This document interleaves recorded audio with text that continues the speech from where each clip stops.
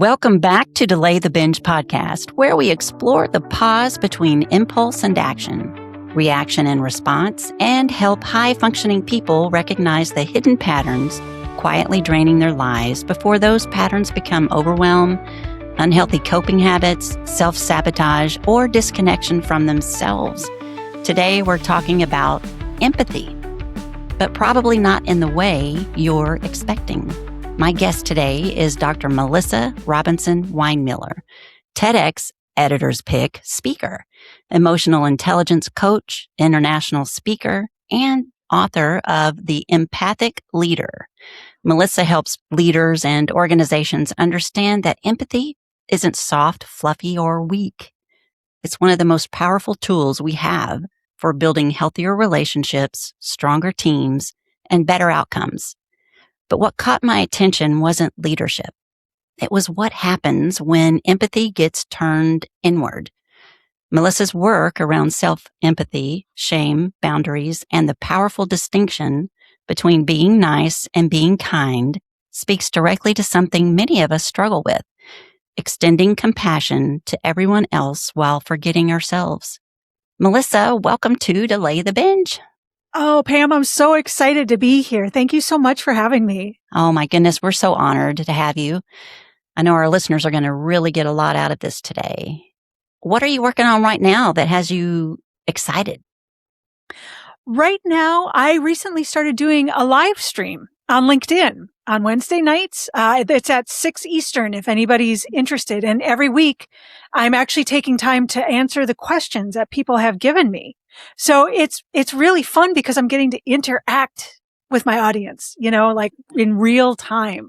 So I have one tonight and I'm super jazzed about it because tonight we are talking about self-empathy.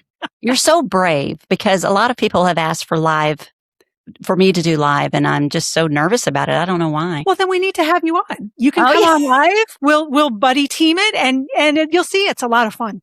Yeah, you can bring me in slow. You can train me. There you go. You can dip in a toe before you dive in. Yeah. Self-empathy. Okay. Empathy has become a bit of a buzzword lately.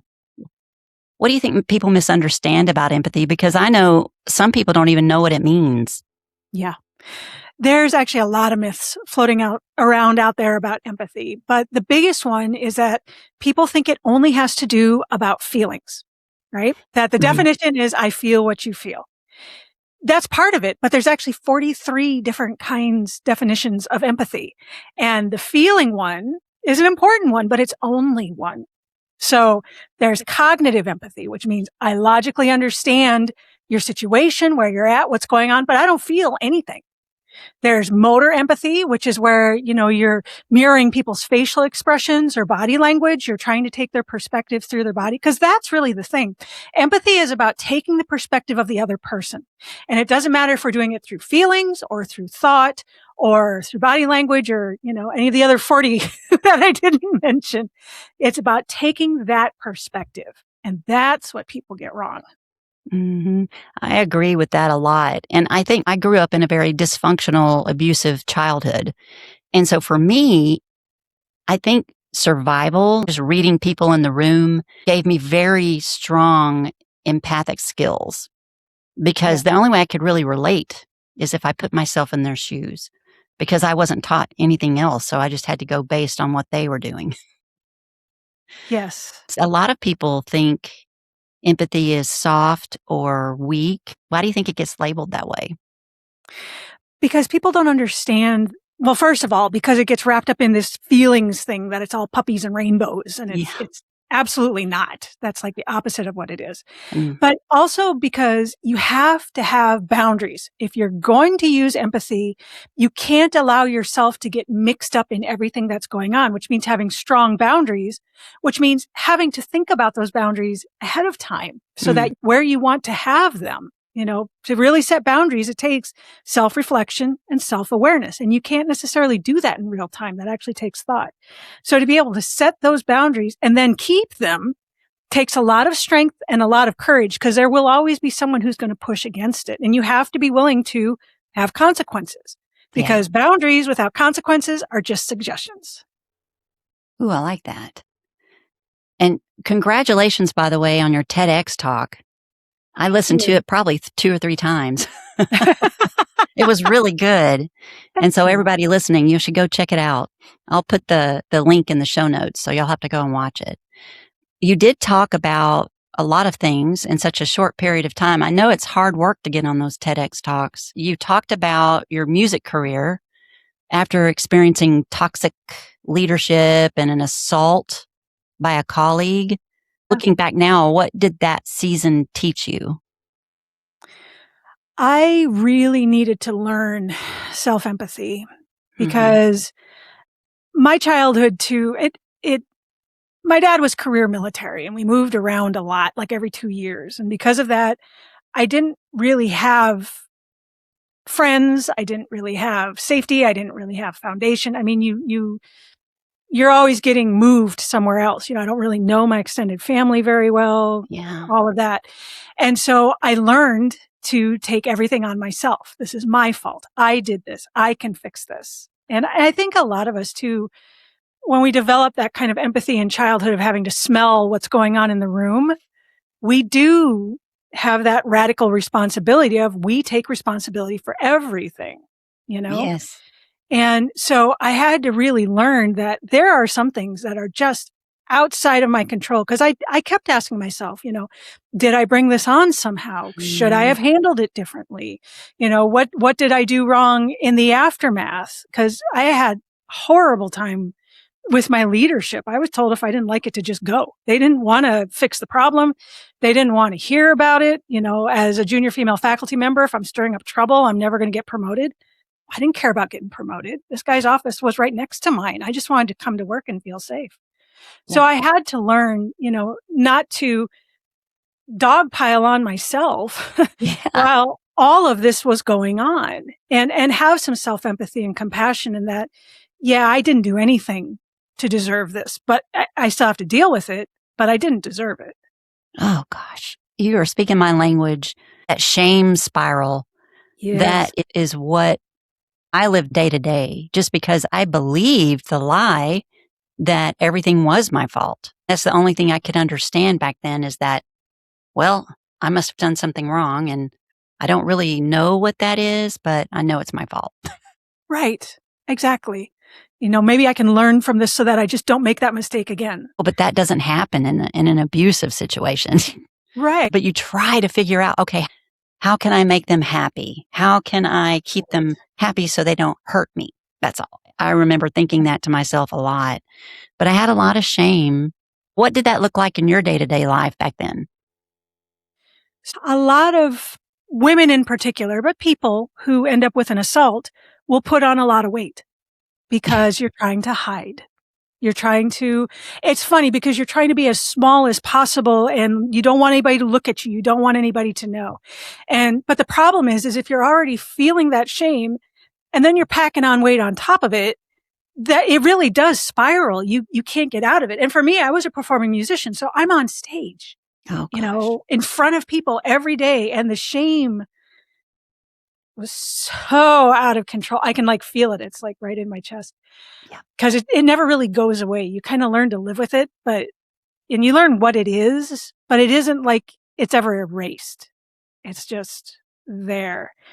So it was just so out of, and of course, part of that too, I was drinking. I was, it wasn't good. And one bad thing led to another and the numbing and all the stuff that goes with it. And it really took me having to take a look in to be able to deal with what was going on the outside. Yes. Yes. I'm not going to pretend I've got it figured out. I don't, but. Well, but we've learned how to get curious and become aware. I mean, for the longest time, when I was over 300 pounds, I didn't really think that I was that big because I was in denial. I just was numbing out. I wasn't looking outside of the blinders, so to speak. I had blinders on. Yeah. And so I just kept eating to soothe my emotions and to try and figure out what the pain. I didn't even want to look at the pain. Yeah. All I know is that it temporarily soothed me. And before I knew it, I was so overweight and unhealthy. And it took flying on an airplane, believe it or not, and I couldn't buckle the seatbelt. this thing's broken. So I asked the stewardess, this is broken. Something's wrong. She goes, ma'am, you need an extender. I said, what is that? So she whips out this additional piece that you clip on when you're too big for the seatbelt. And that's when I thought, wow, I'm really big. It just didn't dawn on me. I was in denial, I think. Yeah. But I love how you talk so openly about the food and the alcohol or whatever else you were using to numb out the pain. But then you're right. Once you gain the weight and you start wearing bigger sizes, you start having a lot of failure. I felt failed because I kept trying to lose the weight and I couldn't stick to it. Absolutely. And it started impacting my career because I played French horn. So you have to be able to breathe. You have to be able to expand your lungs. And it's a very athletic activity. It doesn't look like it, but it is. Well, your lung capacity is determined by your height, your gender, and your age.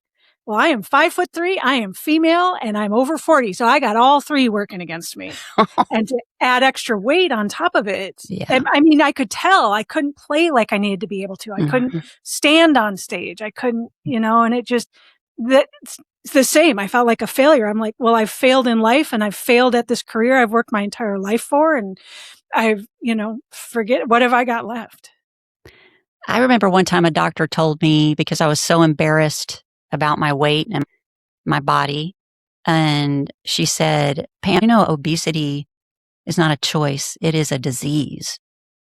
And when she said that, I thought, wow, I never really looked at it like that. And we all blame ourselves thinking that it's so under our control. But a lot of times, based on your situation, it isn't. In your TEDx talk, something you said just stopped me. I had to go listen to it again.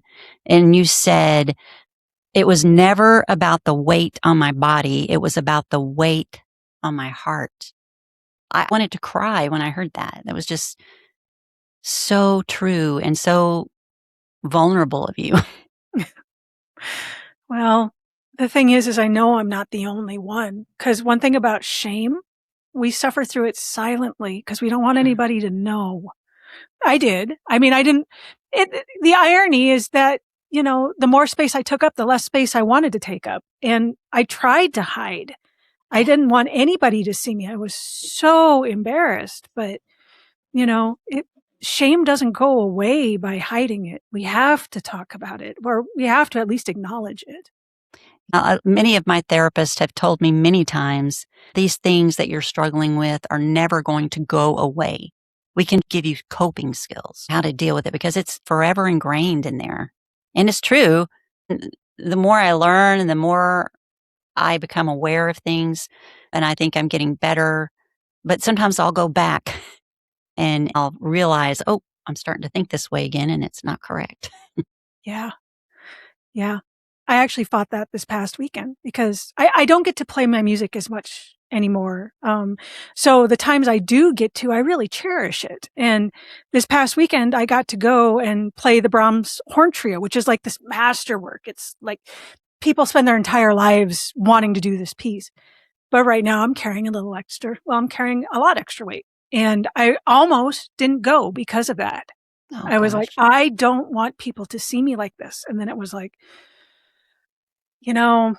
number one, then me, lose the opportunity to get to do something that, is my dharma. Between that and empathy, that's kind of my reason for living.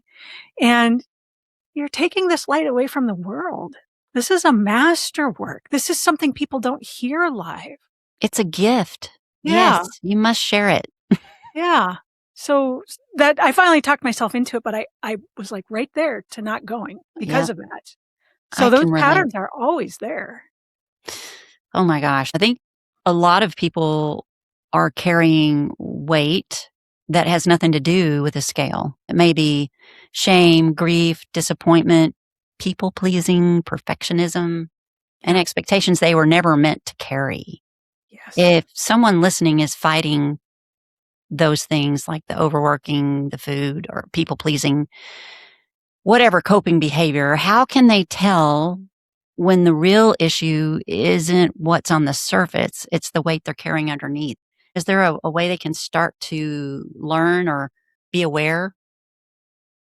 So that's where I start to talk about self-empathy and being Mhm. able to have that, because for those of us that have empathy, we're really quick to want to give that to other people, Yeah.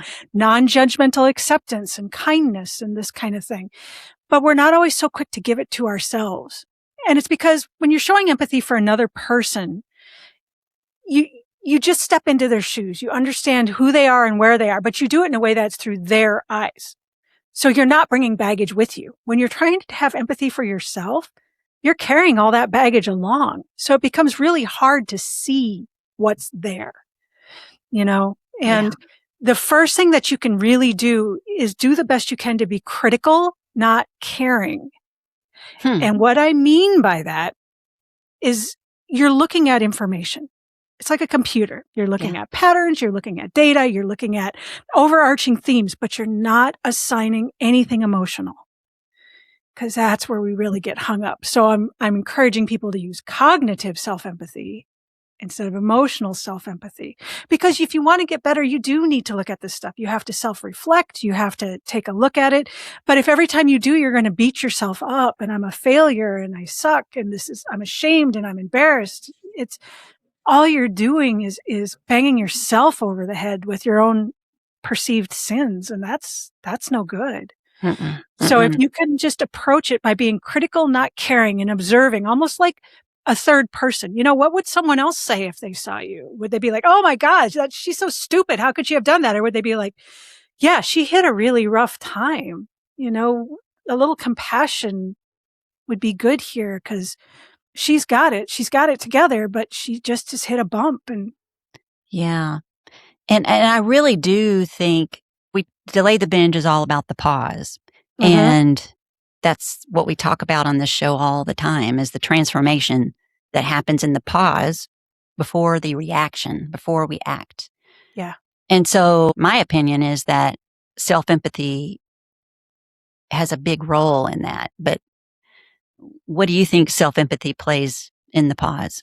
Oh, I'd absolutely agree, because that Yeah. gives you a chance in that pause to actually say, "Yeah, I know why I'm doing this, and I can make a choice."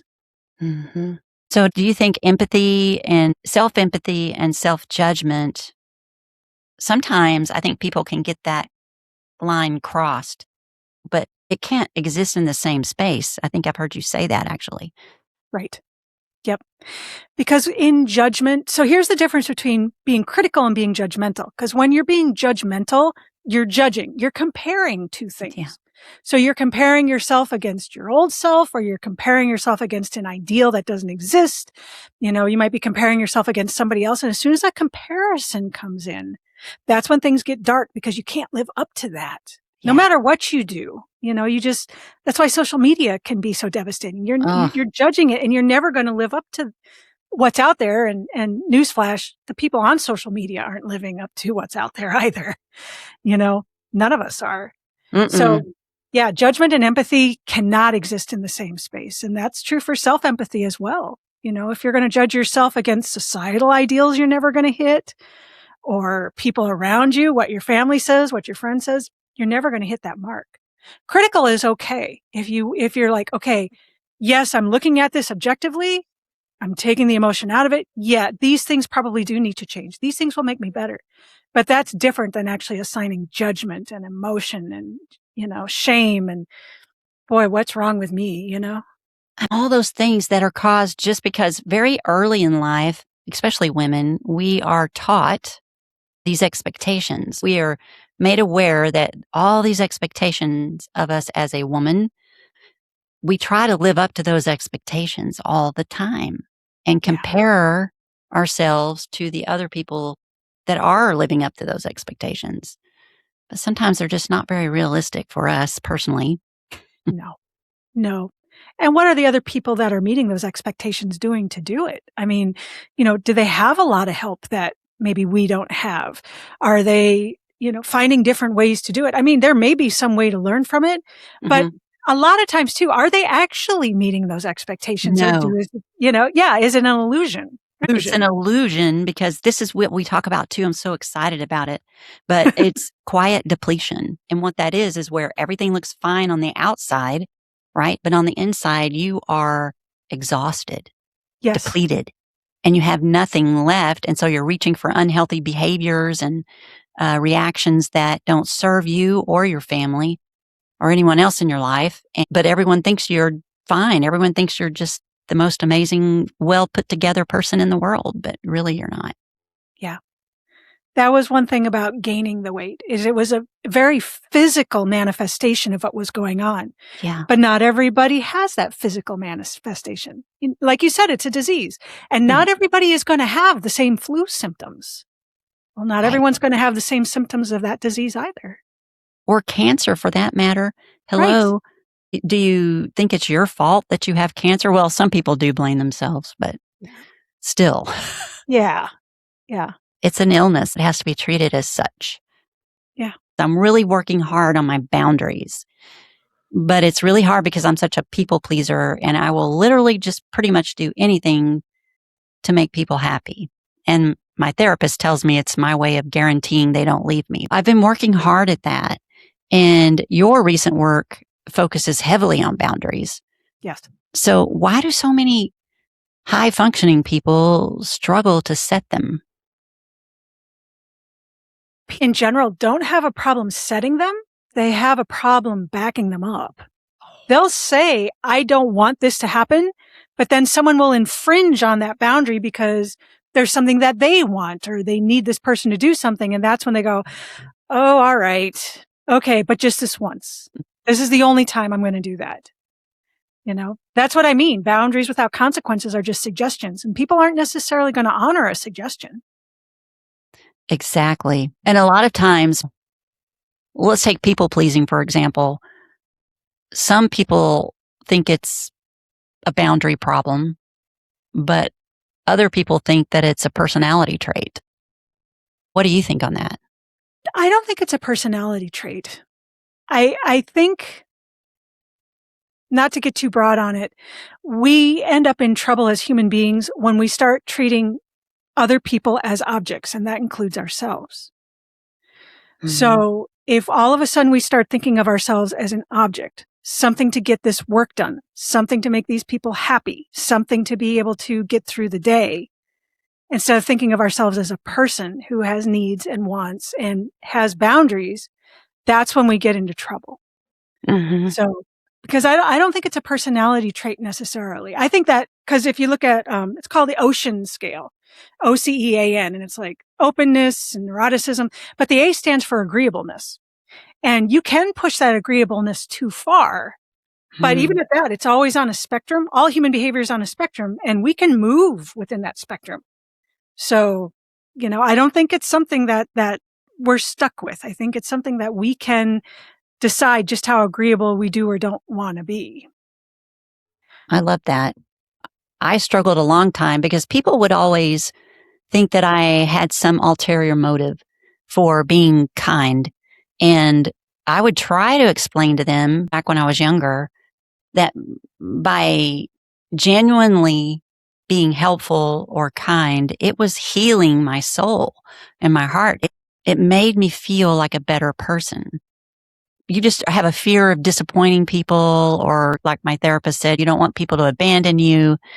And I used to believe that, but then I started realizing I really like helping people and I don't expect anything in return. It's like a superpower, right? Yeah. When I'm kind and thoughtful of someone else, it's not for anything except I do want to make them happy. I do want to please them, but only because that makes me happy. Yeah. Does that make sense? Yeah, that makes perfect sense. I mean, I think you're talking about the difference too between being nice and being kind, including the difference between being genuinely kind and being a people pleaser, because they're different things. Like if we think about nice is a social construct. It's what we do to get by in society. It's what lubricates the wheels of society, so it makes it easier. It's kind of like having manners. Strictly speaking, it's not really necessary. It just makes life easier. Kindness is when we actually really care about the outcome for yourself and the other person. And this is the other way I actually explain boundaries, because a lot of times you can tell that you are going past one of your own boundaries when you're doing something to be nice for somebody else, but it's costing you being kind to yourself. Oh my goodness. That's pretty deep. Yeah. Yeah. Yes, I can see just even in the last few years of my life that I have really been focused on being kind to myself, and it does make a difference. Yeah. I used to think of it as selfish to No. think of myself, and I think that's just the way I grew up, having to think of everyone else, take care of everyone else, make sure they're safe. Yeah. So it takes a long time to undo those patterns that your brain loves. Yeah. It does. And I don't know if you ever undo them. You just kind of make friends with them. Yep. I love that. That's that's my friend. Yes. Yes. Yeah, and a lot of women are taught to be nice, socially nice. Oh, yeah. We get ourselves in all sorts of trouble that way. That's how we Mm, end up in situations like being in an elevator with someone that gives you the creeps because you yeah. don't want to not be nice. Or you're in a situation that you're like, I should not be here. Oh, I don't want to be rude. I mean, we get ourselves in all sorts of trouble by being nice. Yeah, that's at the expense of ourselves. Yeah. Yes. Yes. Do you think many women call it kindness when it's actually fear of disappointing someone? Yeah, I do. I think as women, we are socialized to be nice, to be good girls, to do the right, whatever the right thing is by society, and we're not actually allowed to consider these things. Mm, What is the difference between nice and kind? It doesn't matter. This is what society tells you to do. It doesn't really matter what it is. This is what you do.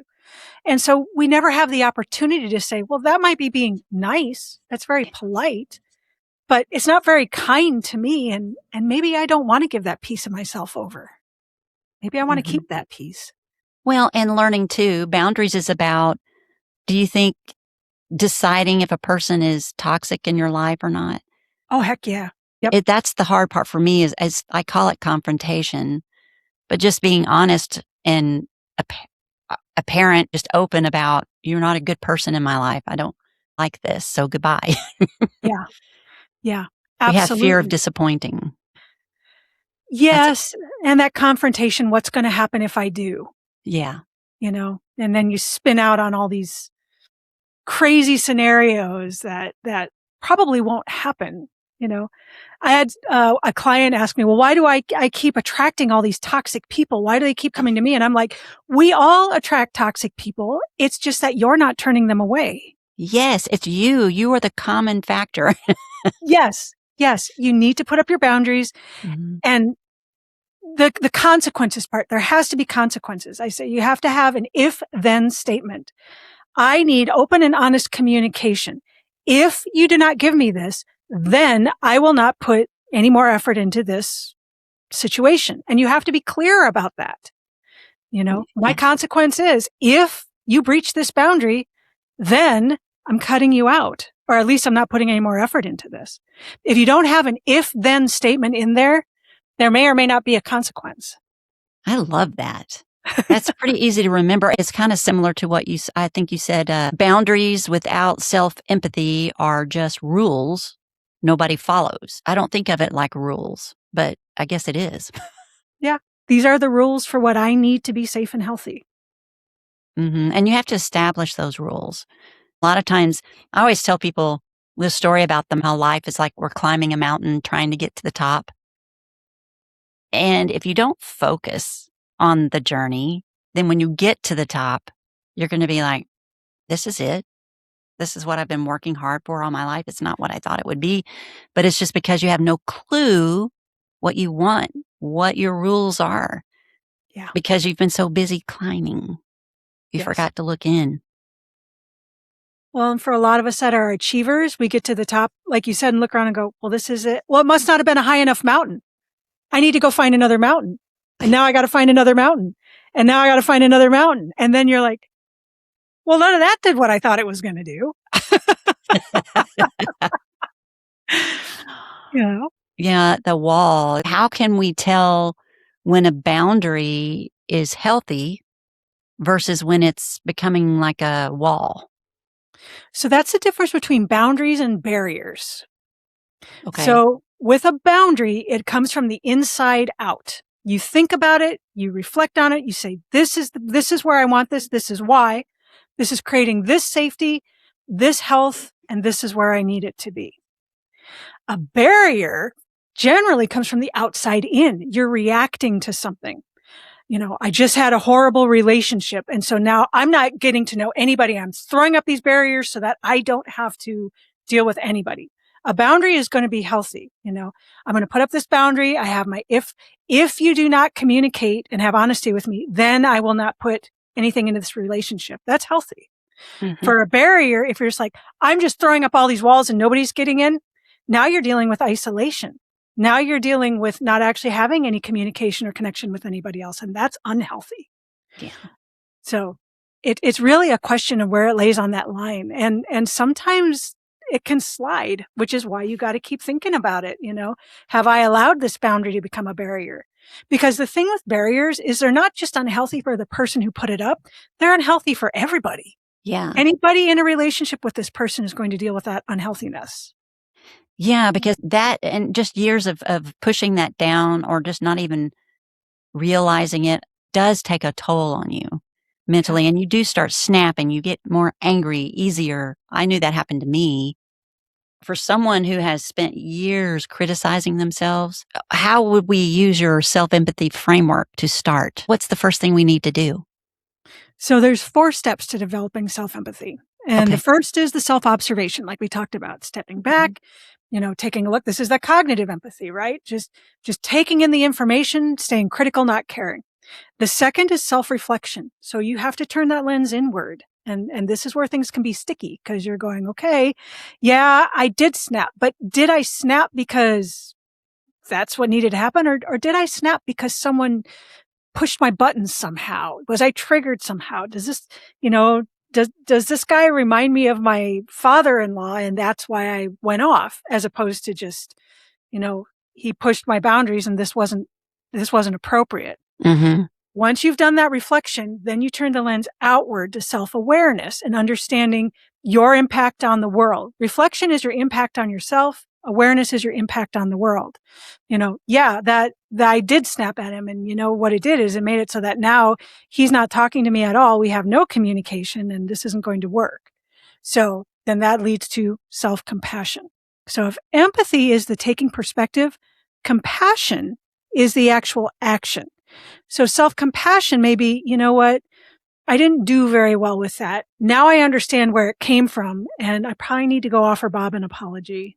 But I also need to be kind to myself and not beat myself up over this because I know why it happened. I know exactly what I did. And I'm going to be kind to myself and just say, all right, I'm going to learn from this and move on. I love that. Just give yourself a little grace, people. Yeah. I Yes. always say, come on, just quit beating yourself up. Yeah. Move on and learn from it. My son, when he was in 3rd grade, he's 36 now, but when he was in 3rd grade, his teacher called me in his first day of school. I thought, oh no, he's in trouble. But she said, I just want to meet you in person because I asked the class today how we learn. And your son raised his hand and said, by messing up. Yes. I know. I thought, wow, he's listening. I didn't think he was or watching. What belief about success, leadership, personal growth do you think needs to be challenged? Because I think people have an impression of it that's not accurate. Yeah, I would agree. It's exactly like we were talking about climbing the mountain, and that success is always, you've got to run faster. You've got to bang your head against the wall harder. You've got to push further. And usually people that are striving for success in one area are striving for that perfection in other areas. So for us as women, that means the perfect job, the perfect family, the perfect relationship, the perfect house, and you're right. It's exhausting, and we can't because nobody can. So, I mean, the first myth is just to understand that as human beings, that's the way it is. We're never going to reach that pinnacle, So in looking for success, I think it really takes stepping back and redefining. Okay, what is success for me? Is success being the best leader that I can be? Does that mean the self-development means having some self-empathy and saying, I really do need to fill in these gaps here, here, and here. And that may Yeah. mean that I need to take a little time from being Wonder Mom and super partner and everything else so that I can actually work on me. And that's not being selfish No, because now I can share that with the rest of the world. exactly. And I always tell people you should never be done. We always set these goals and we think once we get to this, then I'll be completely happy and done. But that's Right. not true. We need to be in a constant state of evolving or becoming. I just love the word becoming. I did a Yes. whole series on it actually. I just Yeah. love it Yeah. because we're becoming, but I did learn from many of my guests that you don't become someone different. You come back to the person you always were meant to be. And I thought that was just beautiful. If someone listening has spent years or their whole lives maybe being kind to everyone except themselves, what do you want to leave them with today? What's one thing you hope they hear today? That being kind to yourself first is not selfish. It is not self-pity. It is not, you know, putting yourself first.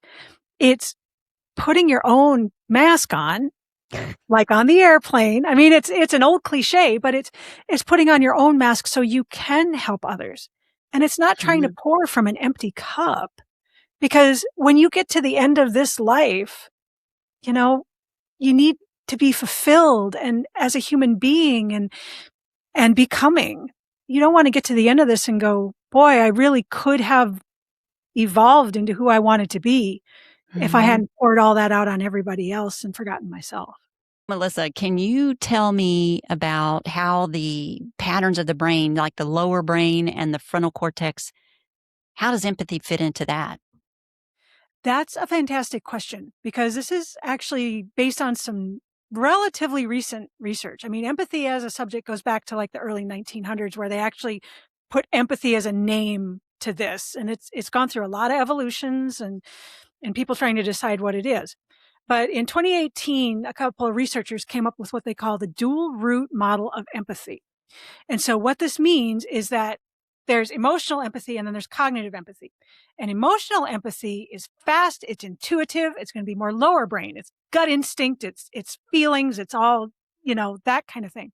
Whereas cognitive empathy is going to be upper brain. It's going to be slower. It's more iterative. You have time to think about it. And that's the one that I really bring to leaders. Because frankly, if I have someone who's leading and it's in, a bad situation, I want someone who's going to have a cool head and a warm heart. Mm. I don't just want someone who's going to lead heart first and potentially really make a big mess of everything. We need to have that cool head component. And if you lead too much with the heart, you end up with what's called empathy fatigue. And a lot of healthcare professionals end up with that as well. Whereas if you can add that cognitive part to it, you can kind of balance it out a little more. So that's a fantastic question. And it sounds like quiet depletion, what I describe as quiet depletion because it's exhausting when we use our brains the wrong way. And plus, correct me if I'm wrong, but the lower brain reaction is short term usually. It's not Yes. long term like the thinking part of your brain. I guess so that's why you want your leaders to come up with long term solutions. Yes. Right. Because so see that working wonderfully in the corporate world. Yeah. Well, the other thing too is that empathy is weird in that it works, that emotional empathy works best with small groups of people or person to person. But when you Yeah. start dealing with larger groups, it becomes harder to have empathy because there isn't a face. That's Mm. why a little girl falling down the well is going to get front page over, genocide in some country that we can't pronounce. Oh, yeah. Stalin said that a single death is a tragedy, but a million deaths is a statistic. And it's kind of rough, but that is how empathy works. So if you can pull that cognitive empathy in, you can balance that out. Yeah. The ever elusive balance Yeah. of life. It's hard, isn't it? The Yeah. balancing act. I've struggled with that my whole life in every aspect. Yeah. But the goal is to keep trying, keep Yes. learning and keep applying. And I did want to ask one more is about the empath. I hear a lot about, are you an empath? Can you explain to us what that means? So it kind of means different things. There's really nothing in the academic literature about it per se. But when people talk about it, usually they're talking about feelings, that they can really feel someone else's feelings, sometimes to the point that they get kind of enmeshed, that they take on the other person's feelings. And it kind of has an energetic component too. So, the empathy has an energy and taking that on and that sort of thing. The thing is with empathy, if you're actually looking at definitions and academic research, you never actually lose yourself in that. You are always separate from whoever you are having empathy for. Because if you start actually merging into that person, that's when you start getting people who think they're somebody else, or, you hear about people like that, I'm George Washington kind of thing. And now you're getting into mental illness. So that's something else. Yeah, identity crisis or issues. Yeah. Yeah.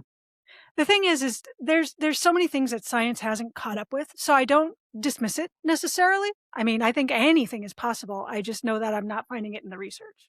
Okay. Well, that's wonderful. That's perfect. I think a lot of us wonder about those things. Just wanted to make sure I asked you. I'm just so glad you're out there with this message, because a lot of people just aren't aware that they think this way about empathy or kindness, and they don't realize the importance of it and how we can literally heal by relating or communicating or just connecting with other people, and then treating them the way they need to be treated instead of the way we want to treat them. Yeah. You agree with that? Absolutely. I mean, you need to have boundaries, because there will always be those goobers, for lack of a better word. I use that word. I call my daughter goober. Yeah. There will always be goobers out there that aren't going to get it and will mistake your kindness for weakness. And that's their problem. That's not your problem. That's their problem. But don't hide or shy away from it, because there are plenty of people like us that want that connection. Again, the beautiful thing about empathy is when it's working well, it works in both directions. And that's really what we're looking for, is empathetic connections. That's the superpower. Yep, because it compounds on itself then. And everybody wins. Yes. Yes. And the goobers can go do their own thing. Gosh. Melissa, where can our listeners connect with you, learn more about your work, and find the empathic leader? So you can find me at my website, which is EQVIA, and that's V as in Victor, IA, empathy.com. And there's ways to get my book. My TEDx is linked there. I have a newsletter. I have a blog. It talks about where I'm speaking next, all of that good stuff. My book is available at Amazon. It's at Barnes & Noble. I do have an audio version, which I did read. So, oh my gosh, kudos to you. Thank you. That was a big project. There's a reason I don't have an audiobook out. It's, if I would have known going into it what I know now, I probably would have done it anyway, but I wouldn't have been so naive about it, I guess. Gosh, we're constantly evolving, yes? Yes. And then if anybody wants to join me on my live stream, it's on LinkedIn. It's Wednesday nights at 6 Eastern, and the more the merrier. I'm going to be there, y'all. So y'all should join me. I'm going to check it out. Yeah, that would be fantastic. Melissa, thank you so much for being here today and for sharing your wisdom, your story, and your heart with us, and your kindness. And for everyone listening, if Melissa's message touched something in you, you'll find links to connect with her, as she gave us before. But don't worry if you didn't write them down. I'm going to put them all in the show notes. If your organization, conference, association, or leadership team is looking for speakers on any of these topics, like resilience, quiet depletion, behavior change, empathy, or sustainable growth, Melissa, I'd love to continue the conversation. And to everyone listening, remember, you don't have to fix everything today. You don't have to know the whole entire road. You only have to pause long enough to ask, what's the next right thing? Until next time, pause, choose, build momentum, finish stronger, and I will see y'all next week. Thanks, Melissa. Thank you. Hey, it's me, Pam. And before we go, just a quick reminder. Everything we share here is meant to encourage, educate, and get you thinking. But it's not a substitute for professional mental health, medical, legal, financial, or any other licensed advice. I'm simply someone who's walking through life, learning right alongside you. And I'm grateful we get to learn together. Always seek the guidance of a qualified professional for your unique situation. Thanks for spending this time with us. Until next time, remember, sometimes the biggest change begins with one small pause. I'll see you on the next episode of Delay the Binge.